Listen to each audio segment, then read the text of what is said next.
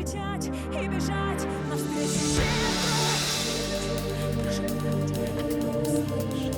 Я хочу закричать как можно тише. И слезами раздавать следбеници. Мочит дождь, потерял.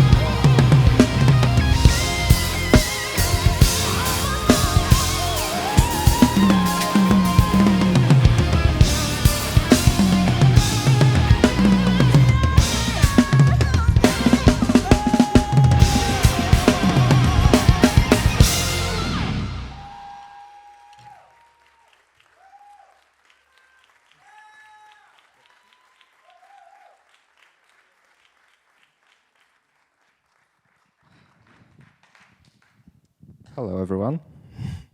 Good evening. Thank you so much for being here in this Tuesday evening.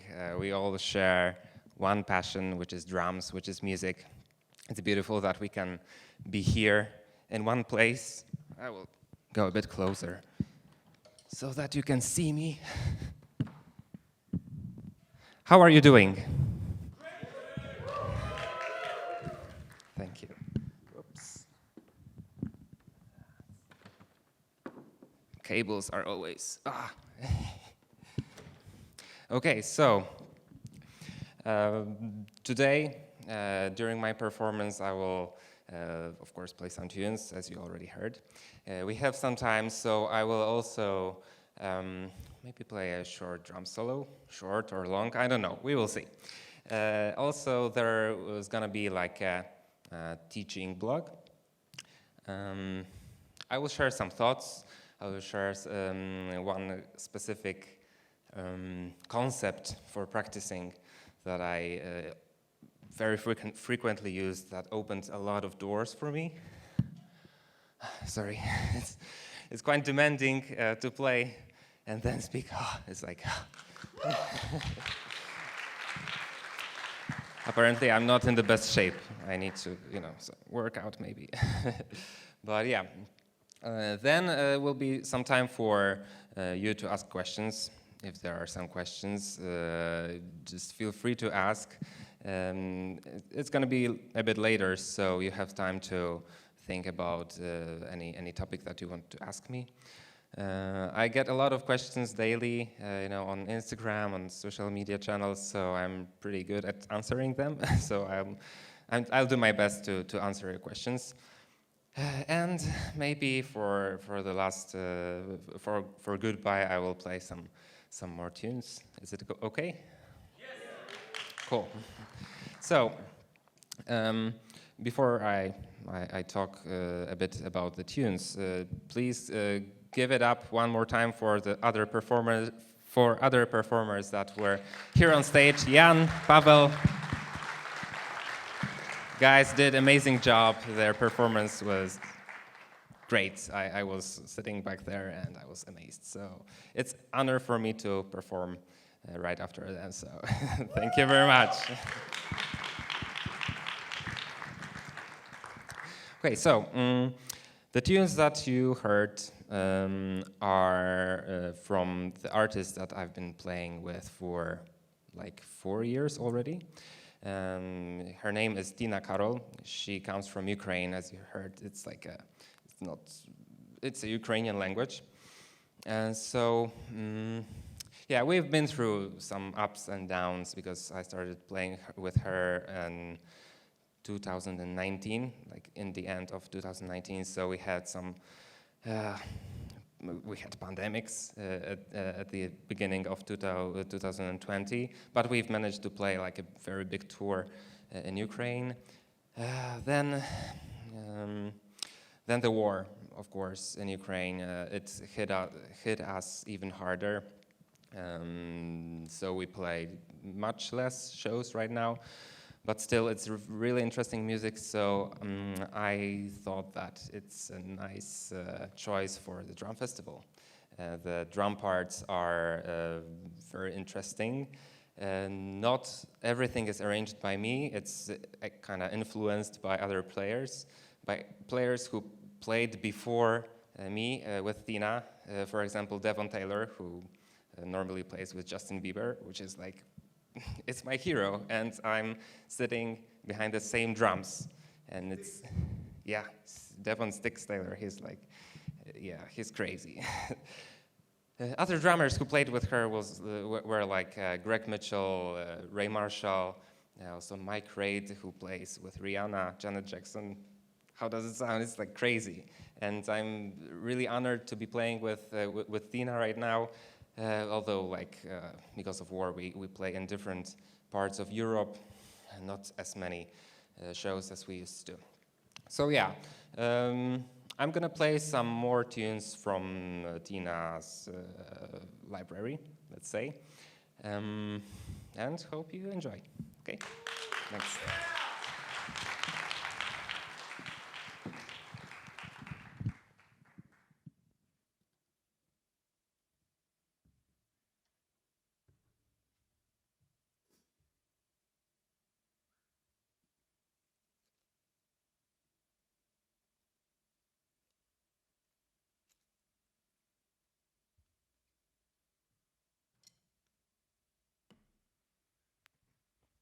сдаться.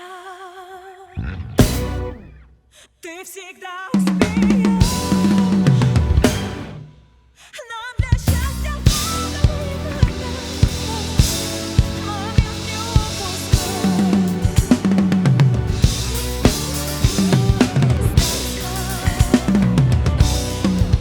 Ты всегда успеешь.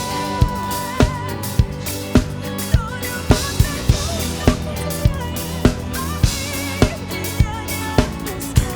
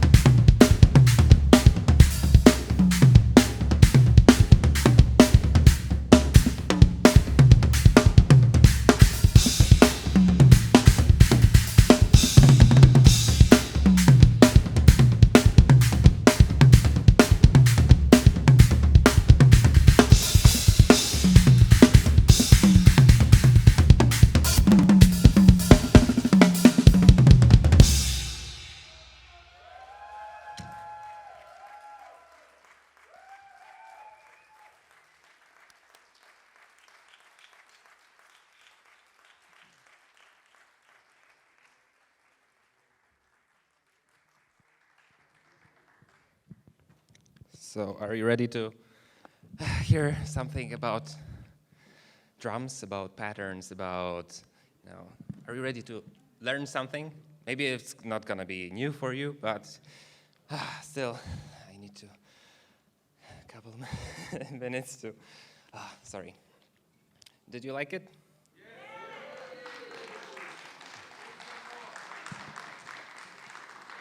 Thank you. So, I'm gonna present you a concept that I very frequently use in my daily playing. And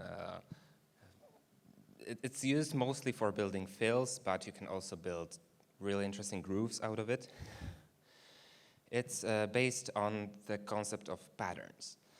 So pattern is like, in my understanding, it's like a combination of, it's like a sequence of notes played by a certain hand or foot, or feet, actually. But today, let's talk about, let's erase left foot, let's take care of right hand, left hand, and the bass drum, so right foot.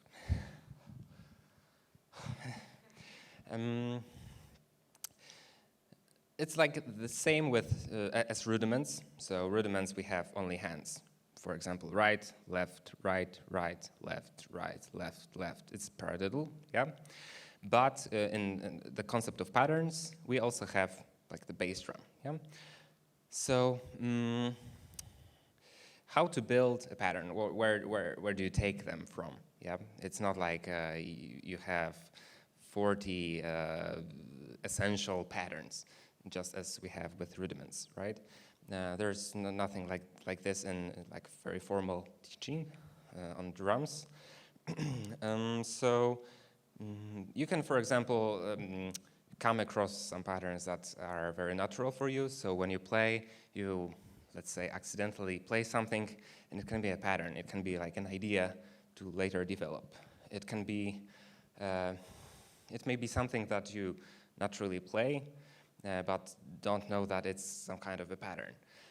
But the best, I think the most logical way to build a pattern is to transform the rudiment that you already know into the pattern by replacing 1 or 2 or 3 or 4 or more notes with the bass drum, yeah, with right foot.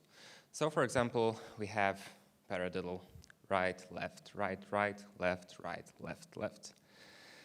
What we would like to do to transform this rudiment into a pattern is, let's replace some, let's say, 2 notes with the bass drum. So instead of right, left, right, right, left, right, left, left, we're gonna have like, for example, right, left, kick, right, left, kick, left, left. Yeah, so we have like bass drum put inside this this rudiment. And it may sound good, it may sound bad. Not every pattern is very musical. Not every pattern is very practical to use. It's just an example. And over years of thinking about this concept, I've worked out kind of a step-by-step instruction on how to become very fluent and very confident within one pattern. And we're gonna do, everyone will play a bit today. It's very simple stuff. We don't need many drum sets for this, but in a minute. So let's take example pattern. I would like to present you a really interesting one, really musical one that I use most frequently. It's 8-note pattern played in 16th notes. It's like kick, left, right, kick, left, kick, right, left. Sounds like quite complicated, yeah? Don't worry. We have an 8-note pattern, and to learn it, we can, for example, split it into half. split it into half, just so that we have two smaller parts for a note each. Okay, so I want everyone to take hands, and you can stomp as the bass drum. Right hand is like this, left hand is like this, and we're all gonna play. Even if you're not a drummer, it's gonna be an exercise for you. Let's take care of the first half of the pattern. Yeah, exactly. So it's like kick, left, right, kick. Okay? Kick, left, right, kick. And let's loop it so that it's easier, so that you can kind of kick. Left, right, kick. Kick, left, right, kick. Kick, left, right, kick. Kick, left, right, kick. Kick, left, right, kick. I'm gonna do the same, so that's... Kick, left, right, kick, left, right, kick, left, right, kick, left, right. How does it feel? Good? Let's speed it up a bit, okay? Let's say I'm gonna start and you can join. Kick, left, right, kick. Kick, left, right, kick. Kick, left, right, kick. Kick, left, right, kick. Kick, left, right, kick. Kick, left, right, kick. Kick, left, right, kick. Okay? You can kind of get idea on how it feels. Let's take care of the second part, which is, let me think. Actually, it's something that is very important. It's also my conclusion for the whole teaching topic, that we would like to eventually forget about this pattern, like not think about this pattern all the time. So that's why it's kind of hard for me to think of it. Kick, left, right, kick. Left, kick, right, left. It's the second part. Left, kick, right, left. Left, kick, right, left. Left, kick, right, left. Left, kick, right, left. Left, kick, right, left. Come on, guys, everyone, let's play. Left, kick, right, left. Left, kick, right, left. Left, kick, right, left. Left, kick, right, left. Okay? So now our job is to join these two parts together. Because we have like a longer pattern and we want it's just a way to make things easier for us to remember when we have something longer than 4 notes or anything. Let's join these two halves together, okay? So I'm gonna start and you can join, okay? Kick, left, right, kick. Left, kick, right, left. Kick, left, right, kick. Left, kick, right, left. Okay, maybe a bit slower, okay? Sorry. Kick, left, right, kick. Left, kick, right, left. Kick, left, right, kick. Left, kick, right, left. Kick, left, right, kick.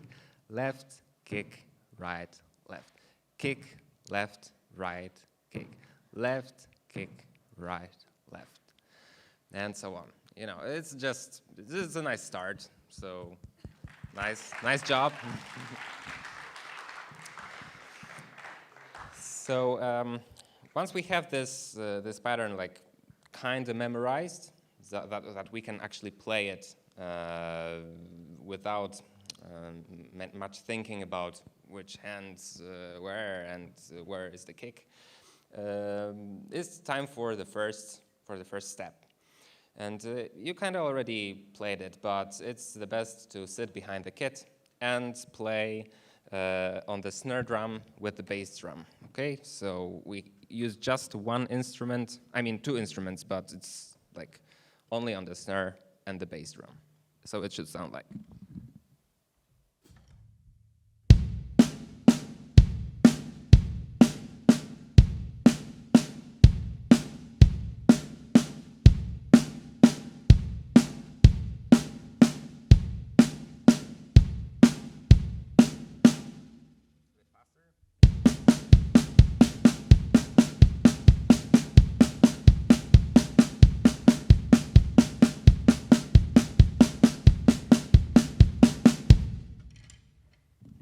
and so on. The point of this is to just gain muscle memory so that we don't need to think about the pattern, so that it's fluent, so that it's so that you're confident with playing it without even thinking, yeah?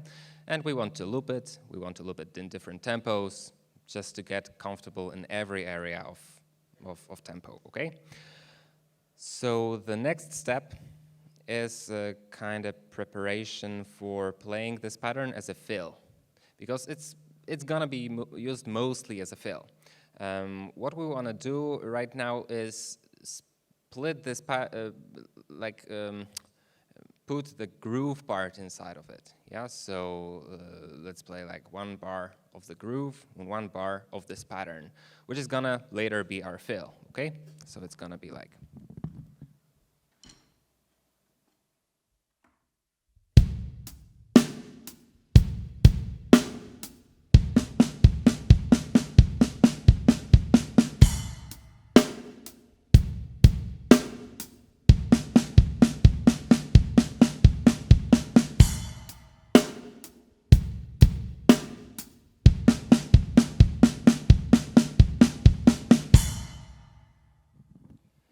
Here, the very, very important is the moment of transition from the groove to the fill and back. Yeah, we want to make it really consistent. We want to make it really solid and precise, so that there's no hiccup like, now, right, we land on 1. No, it should be flowing, yeah?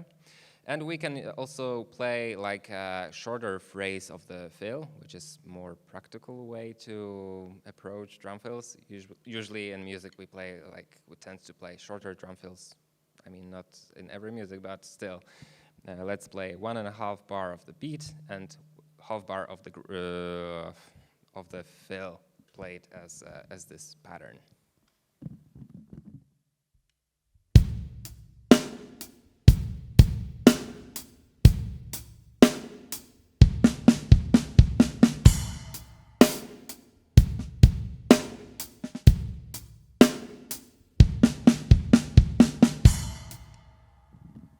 And so on, and so on. You get the idea, okay?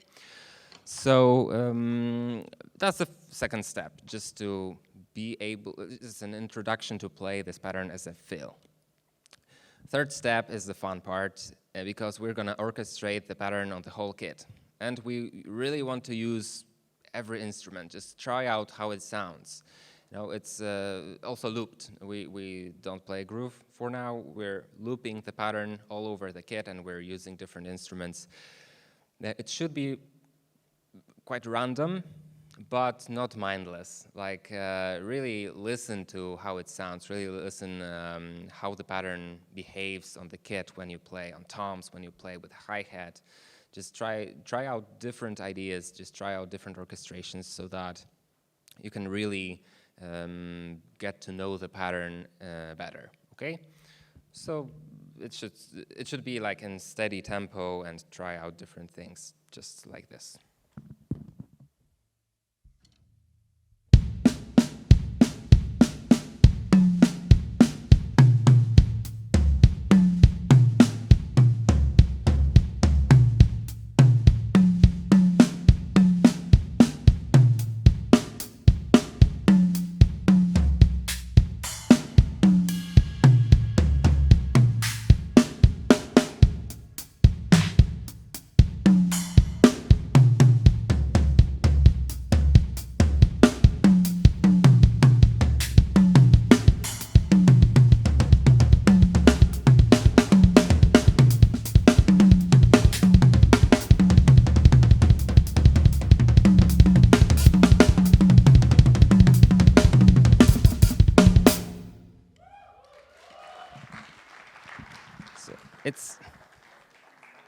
It's all the same thing, but orchestrated on the full kit. And this way you can build like probably hundreds of different drum fills, and it sounds cool. It sounds interesting. Thanks to this bass drum, which creates a variation for hands. Yeah, we kind of include another layer of sound, really strong one, the bass drum. Yeah. It's also like more challenging in terms of coordination, because we need to think about the bass drum. Yeah, it's another level. Yeah, of coordination in terms of fills, because we sometimes tend to play fills just with our hands, and it makes a nice variation. So once we have this, of course, practice in different tempos. Really, it's not that fast usually, you know. After going through like 20, maybe 30 patterns, it may be like this, just trying out pattern, okay, I can play. But first pattern, second pattern, it's like a process. So really, going through these 3-4 steps in a minute, I'm gonna show you the fourth one. It's like a really good way to make yourself comfortable with this pattern. So the fourth step is like the same as the second, but orchestrated on the whole kit. So we kind of include the groove in there. We play 1 bar of the groove, 1 bar of the fill, but orchestrated on the whole kit. You know, just try out different orchestrations. Try to play something different each time. When you come across something interesting, just try to repeat it. You know, just have fun with this, because it should be. I think it's like a really interesting way to practice. Sometimes practicing is super boring, but this is cool. Yeah.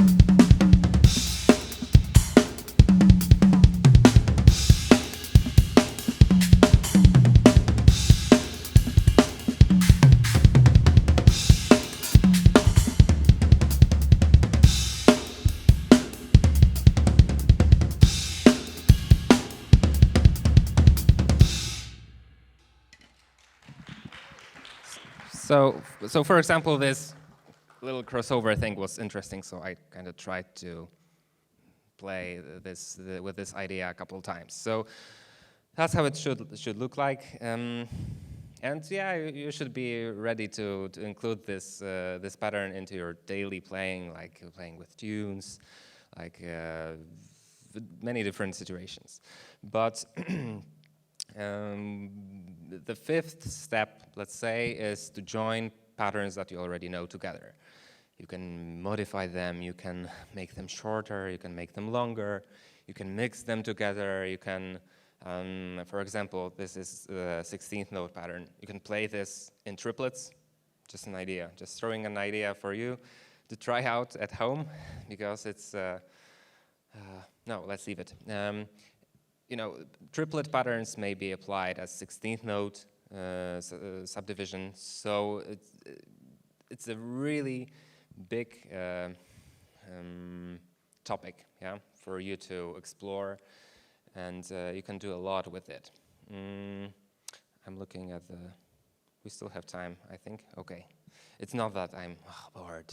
Well, when this will end, no, it's like totally opposite. I could talk about drums like a whole day, and just time flies super fast. So just making sure we still have some time. Okay, and with this, with many patterns, you can also create grooves. This one, I picked this one because it's really tasty in terms of the groove. But how to do that? I mean, you have the pattern, and what next? You played it on toms, and it sounded cool. How to create a groove? I mean, what instrument do we need? What instruments do we need for the groove? Please tell me. Drums and bass. Yeah, like the bass drum. What else? Yeah, but that's right. Hi-hat, I heard, and what else? We have the bass drum, hi-hat, and yeah, of course, we have three instruments that are needed to create a groove. I mean, not every groove, because we can play a groove on just the bass drum or just the snare drum, but it's like a typical situation: bass drum, snare drum, and hi-hat. So what we want to do in here is we just place right hand where we usually play when playing a groove. So on the hi-hat, we place the left hand where we usually play while playing a groove, so on the snare, and we play the bass drum with our right foot. So let's play this pattern just like this.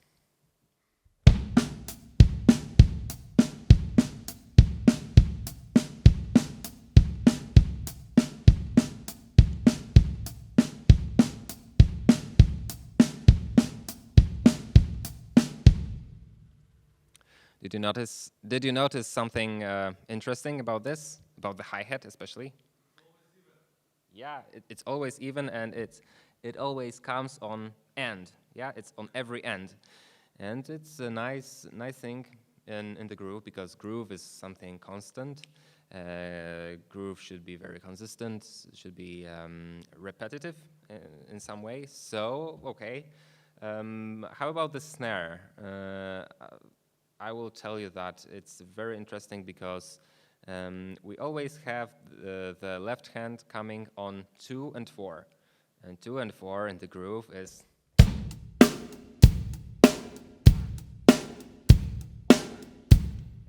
a backbeat. So it's a great situation that we have left hand on every backbeat, yeah, 2 and 4. So we want to kind of emphasize these notes, and the rest of the notes on the snare should be turned down. Yeah, so we will play them as ghost notes. Let's hear how it would sound.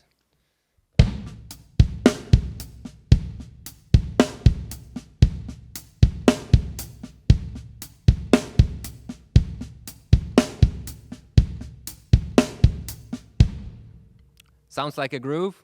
Yeah, absolutely. Ah, good. Let's play a bit faster.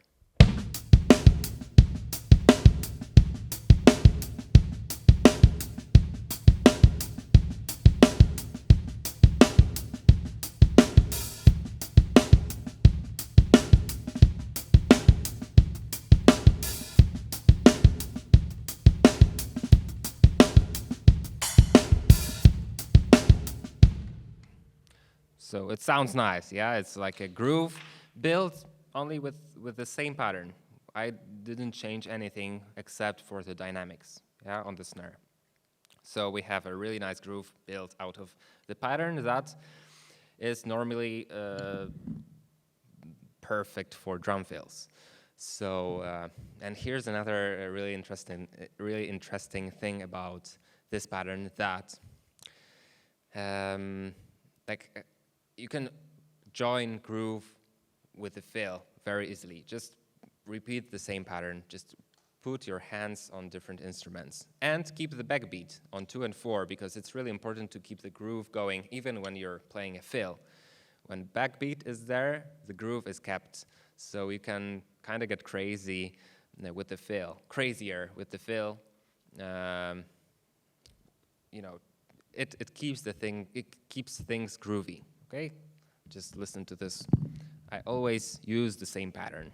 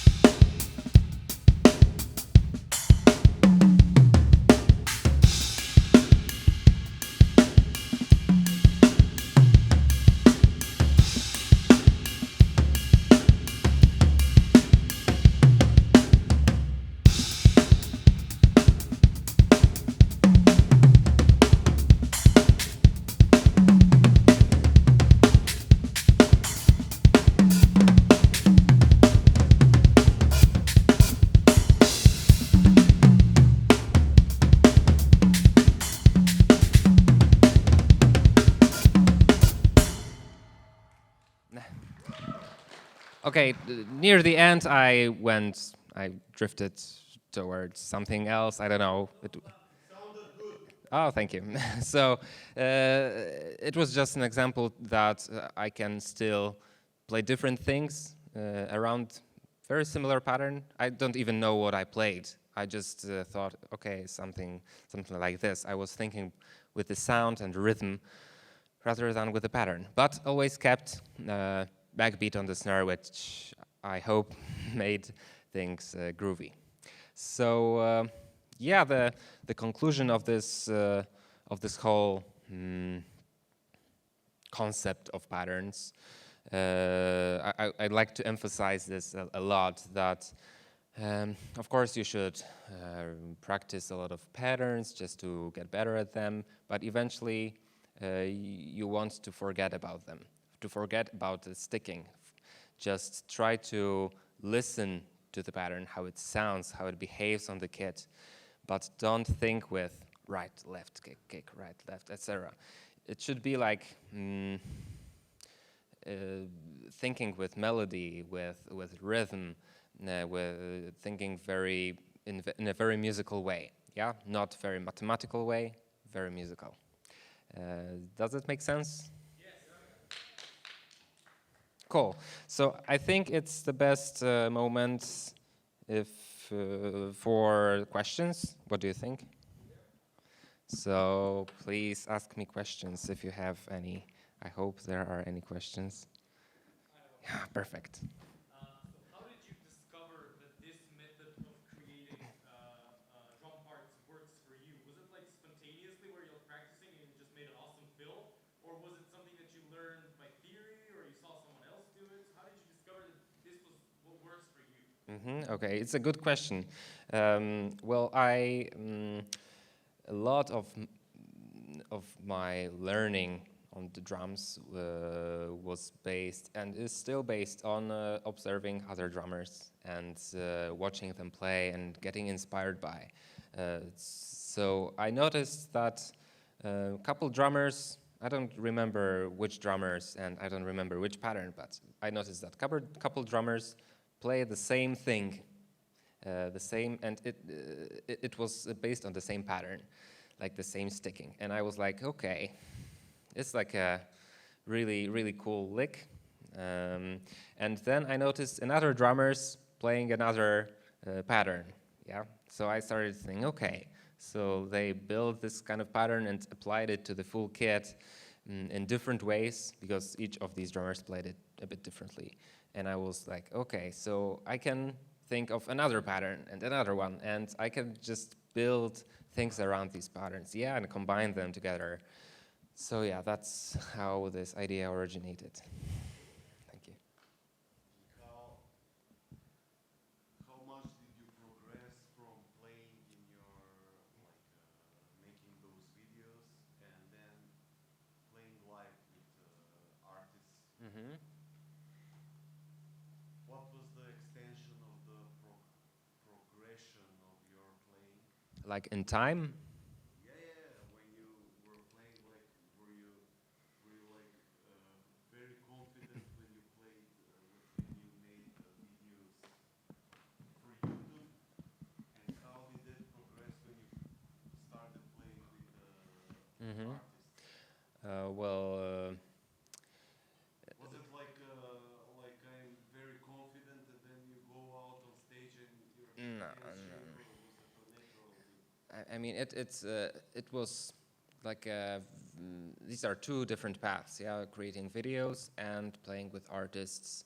And I kind of progressed in both areas at the same time, yeah. So I developed one way and developed another way at the same time. It wasn't like, okay, now I spent like 2 years creating videos and then I'm ready to play with artists. No, it was like creating videos, of course, gave me confidence because they helped me develop, because recording yourself is like super great way to develop yourself, develop your skills, look at yourself from a different perspective.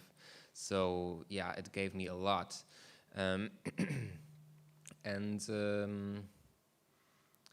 yeah, it's like it happened at the same time for me, and Like a parallel thing. yes, yes, You were already playing with people and yes, kinda, yeah. But for example, physical maturity. yes, yes, I built in both ways. And for example, it's interesting when I scroll down my Instagram for very old videos, then I see a real progress. And that was the main idea, that I can go back, the idea of posting videos online, that I can go back and check how I played like 2 months earlier and how I progressed. And I believe if you do this, scroll down, you will hear a very big difference in terms of the sound, in terms of skills, also production of videos, but it's like a secondary thing. But yeah, it gave me a lot. And I really encourage you to record yourself, maybe post online, because posting online gave me like most opportunities that I have right now of playing with artists, of brand endorsements, of, for example, being here, I think. So yeah, thank you. Does this answer your question, or? Yeah, definitely. Cool, thanks. And other questions, please? Yeah, so first of all, your concept is really nice. It's like a good base, so anybody can add upon, so thank you for that. Thank you. I think about it another way. I see almost in a way every element of the drum in a separate way. Okay. Like that, since I'm not a drummer, I program it, so it's different. Oh yeah. This is a good base I can work upon. But I have a different question. Mm-hmm. So about working about being sloppy. Mm-hmm. So there's two most known ways where you can improve your play, whether it's every instrument. So you either start slow and incrementally go up, or you just do one speed and then short bursts of really fast of the same thing. Mm-hmm. Do you have your own method, your take on it? What's your take? Okay, I understand. Well, for me, in terms of starting from one of the tempos, I've never actually played from very slow tempos. Maybe it's wrong, but I've never did that. You know, I've never done that, because for me it wasn't natural. I started with a very like medium kind of tempo. And I tried to, I started from a very natural tempo for me, from a very comfortable tempo. And from there, I kind of went down with the tempo or up, depending on what I needed. Yep. So it's like I based everything in this medium tempo, let's say, and then I went up or down. Yeah.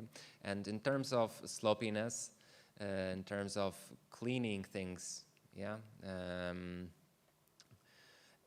I think recording yourself is still the best the best way.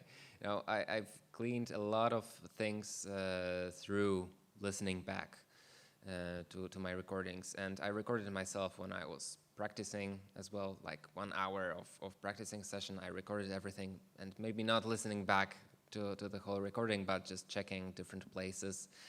And it's really important to do this afresh, right after practicing, because it's interesting that when you listen back to certain parts, you kind of remember what you were thinking about. So when, for example, you hear, okay, it was sloppy, and you know why, because you somehow drifted off with your thoughts, for example, yeah? So it's really important to do this right after recording. Yeah, video as well. Yes, and it's important. Actually, it's quite important, because you see how your body behaves and all this kind of stuff. And it's important maybe not to record yourself with phone. I mean, it's a good start, but phones have a lot of compressors, built-in stuff that we don't know about probably. And the best way is to use like microphones, something that you would normally work with in a professional studio. It kind of sets you on this right path. And microphones hear everything. It's crazy. It's like when I first recorded myself, I was like, no, it can be truth, you know, but they show every little detail. That's why it's really important to actually use mics. It can be like one condenser microphone even for the start. It doesn't have to be like a full mic'd kit. It's enough for you? Yeah. I have another question. Your influences, drummers and music. Mm-hmm. Chris, Dave. Of course.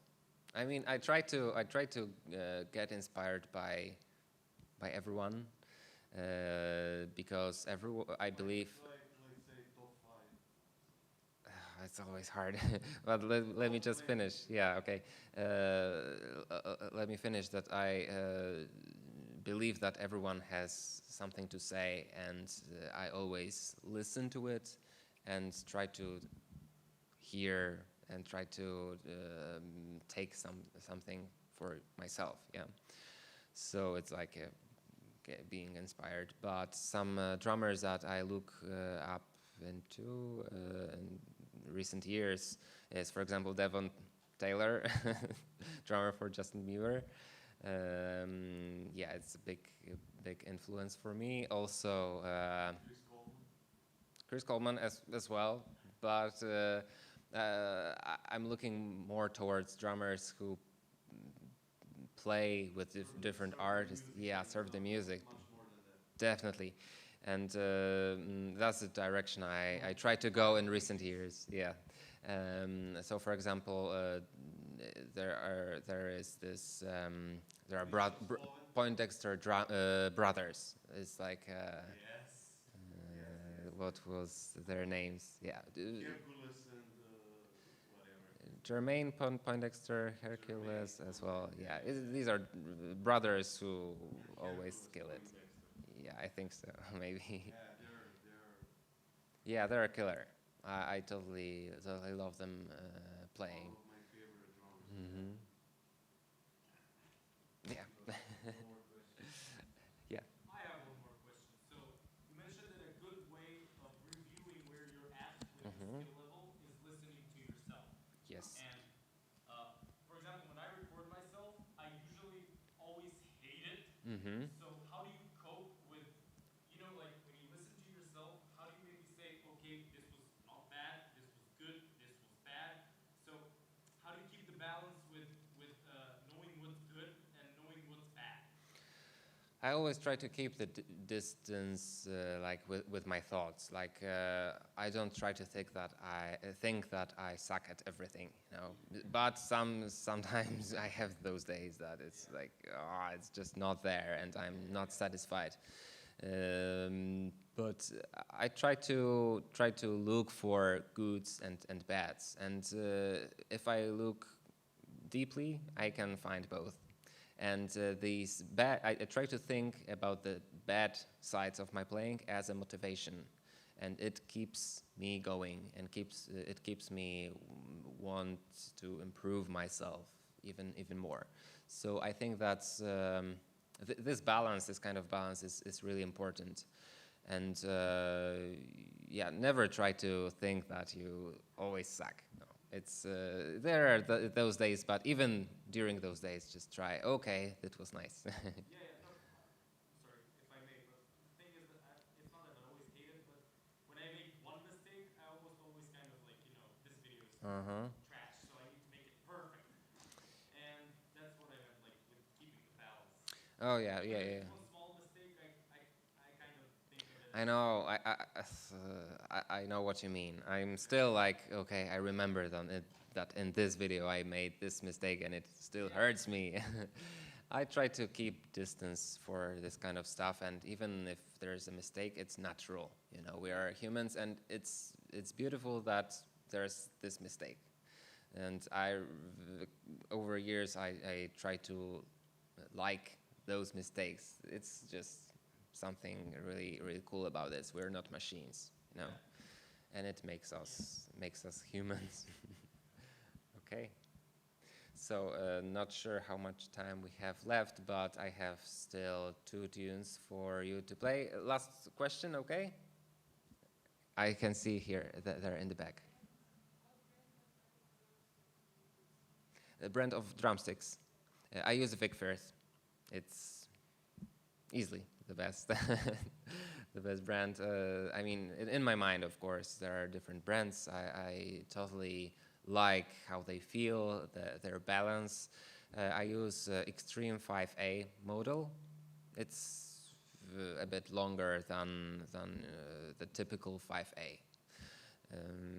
It just fits my playing the most. It's not too heavy, it's not too light. It's heavy enough for the drums to sound full. It's like, for me, it's perfect. Okay? So if you still have some questions, I'll be here around here after the whole festival, so you can just come and we can talk.